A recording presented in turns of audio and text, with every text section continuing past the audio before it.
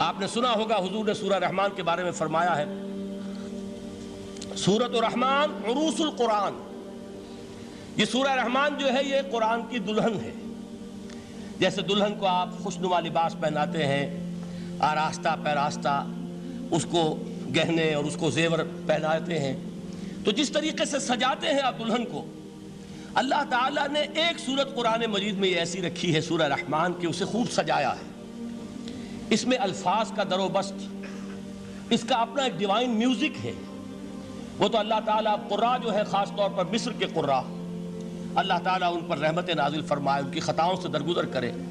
جس طرح قرآن کے انٹرنسک میوزک کو انہوں نے واضح کیا ہے، واقعہ یہ ہے کہ اگر یہ لوگ نہ ہوتے، شیخ عبد الباسط محمد عبد الصمد، شیخ محمود خلیل الحصری، یہ لوگ کہ جنہوں نے قرآن کے اس غنا میوزک، یہ لفظ جو ہے آپ حیران نہ ہو کہ میں یہ کوئی شاید توہین کر رہا ہوں قرآن کی، حضور نے یہ لفظ استعمال کیا ہے، تغنو، اس قرآن کو اچھی سے اچھی خوشلہانی کے ساتھ پڑھو۔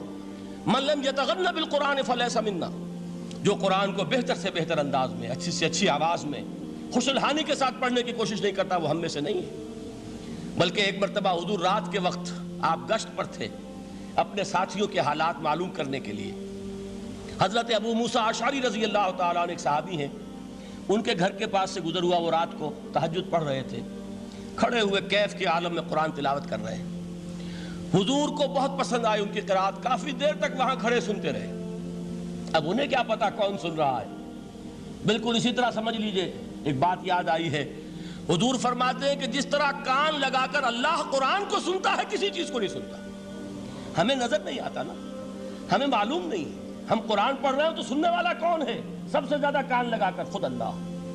یہاں اس لیے مجھے یاد آیا کہ ابو موسیٰ اشعری کو کیا پتا تھا کہ کون سن رہا ہے؟ وہ اپنی کیفیت میں نماز میں تہجد میں قرآن کی تلاوت کر رہے تھے، اور ظاہر بات ہے ان کے گھر ایکڑوں میں بنے ہوئے نہیں تھے، ایک ایک کمرہ، ایک ایک کوئی حجرہ، ایسے ہی تو گھر تھے نا صحابہ کے، لہذا حضور پاس سے گزرے، آواز آئی، کافی دیر سنتے رہے۔ اس کے بعد آپ تشریف لے گئے، صبح فجر میں ملاقات ہوئی تو حضور نے تحسین کے انداز میں فرمایا، یا ابا موسیٰ انک قد اوتیت مزمارا من مزامیر آل داؤد، اے ابو موسیٰ تمہیں تو آل داؤد کے سازوں میں سے ایک ساز اللہ نے عطا فرما دیا ہے۔ جس طرح حضرت داؤد لہن داؤدی مشہور ہے کہ جب وہ پچھلے پہر رات کو حمد کے ترانے الاپتے تھے، قرآن میں ہے کہ پرندے شامل ہو جاتے تھے ساتھ، اور پہاڑ وجد میں آتے تھے، پہاڑ بھی ان کے ساتھ شریک ہوتے تھے۔ تو جس طرح کا اللہ نے ان کو لہن عطا فرمایا تھا، حضور نے تحسین کے انداز میں فرمایا ہے ابو موسیٰ اشعری، اللہ نے تمہیں بھی آل داؤد کے سازوں میں سے ایک ساز عطا فرمایا۔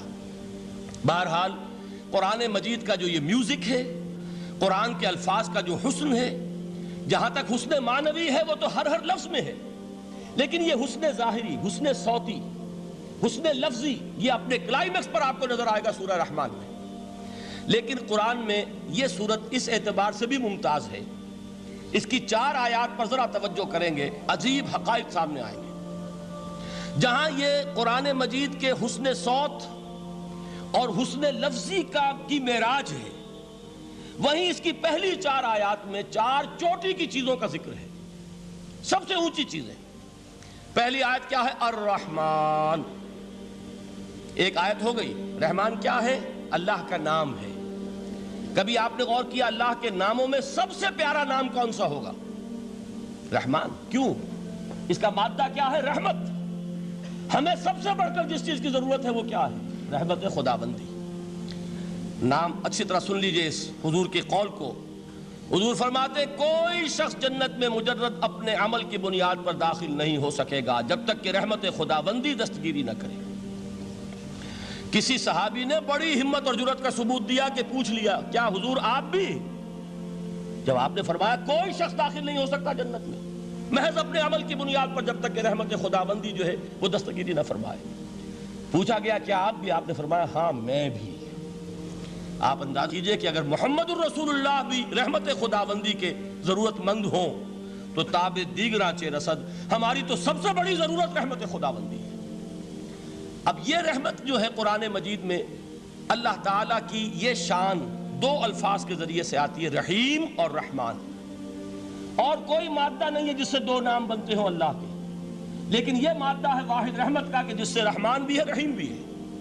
رحیم صفت مشبہ ہے، رحمت دائم ہو جائے گی، مستقل ہوگی تو رحیم کہیں گے، اور رحمان اس میں رحمت کی ہے وہ شان ہے کہ جیسے ٹھاٹھے مارتا ہوا سمندر ہو، ہیجان کی کیفیت، طوفانی کیفیت، رحمت خداوندی کا طوفانی جوش، وہ ہے رحمان۔ آپ تو رہتے اس علاقے میں ہیں، آپ کو معلوم ہے عرب اگر بھوکا مرا جا رہا ہو تو کیا کہے گا؟ انا جوعان۔ پیاسا مرا جا رہا ہو انا عطشان۔ بہت غضبناک ہوگا غضبان، غضبان آصفہ قرآن میں آیا ہے، بہت غضبناک۔ رحمان جس کی رحمت جو ہے جوش میں ہے، ٹھاٹھے مارتے ہوئے سمندر کے مانند۔ تو یہ اللہ تعالیٰ کے ناموں میں سب سے پیارا نام۔ اب آگے چلیے، الرحمن علم القرآن، رحمان نے قرآن سکھایا۔ رحمت خداوندی کا سب سے بڑا مظہر، رحمان کی رحمانیت کا سب سے بڑا مظہر قرآن ہے۔ ان میں جو منطقی ربط ہے اس کو سمجھتے جائیے۔ اچھا آپ یہ سوچئے، جو علم بھی انسان کو حاصل ہوا وہ کس نے دیا؟ اللہ نے۔ سائنس کا علم کس نے دیا؟ اللہ نے۔ علم آدم الاسماء کلہا، وہ علم الاسماء جو حضرت آدم کو دے دیا گیا تھا ازل میں، یہ اسی کا ظہور ہے، یہ اسی کی ایکسفولیشن ہے جو ہو رہی ہے اور ہوتی رہے گی ابھی۔ اور دوسرے علم ہے وہ کس نے دی؟ اللہ نے دی۔ لا یحیطون بشیء من علمہ الا بما شاء، مخلوق میں سے کوئی اللہ کے علم میں سے کسی شے کا احاطہ نہیں کر سکتا مگر وہ جتنا اللہ دینا چاہے۔ لیکن یہ کہ تمام علوم میں چوٹی کا علم قرآن، نوٹ کرتے جائیے، اب چوٹی کی چیزیں جمع کیجئے۔ اللہ کے ناموں میں چوٹی کا نام رحمان، اللہ نے جو کچھ انسان کو سکھایا اس میں چوٹی کا علم قرآن۔ خلق الانسان، انسان کو پیدا فرمایا۔ سوال یہ کہ حیوانات کو کس نے پیدا فرمایا؟ آسمان کس نے پیدا کیے؟ زمین کس نے پیدا کی؟ فرشتے کس نے پیدا کیے؟ کیا مطلب خلق الانسان؟ اس کی تمام مخلوقات میں اس کا کلائمیکس، اس کی تخلیق کی معراج، اس کے تخلیق کا نقطہ عروج انسان ہے۔ یہ ہے کہ جو مسجود ملائک بنا ہے۔ وَلَقَدْ كَرَّمْنَا بَنِي آدَمَ وَحَمَلْنَاهُمْ فِي الْبَرِّ وَالْبَحْرِ وَرَزَقْنَاهُمْ مِنَ الطَّيِّبَاتِ وَفَضَّلْنَاهُمْ عَلَى كَثِيرٍ مِّمَّنْ خَلَقْنَا تَفْضِيلًا۔ تو تخلیق میں سب سے اونچی تخلیق انسان کی، علموں میں سب سے اونچا علم قرآن کا، اللہ کے ناموں میں سب سے اونچا نام رحمان۔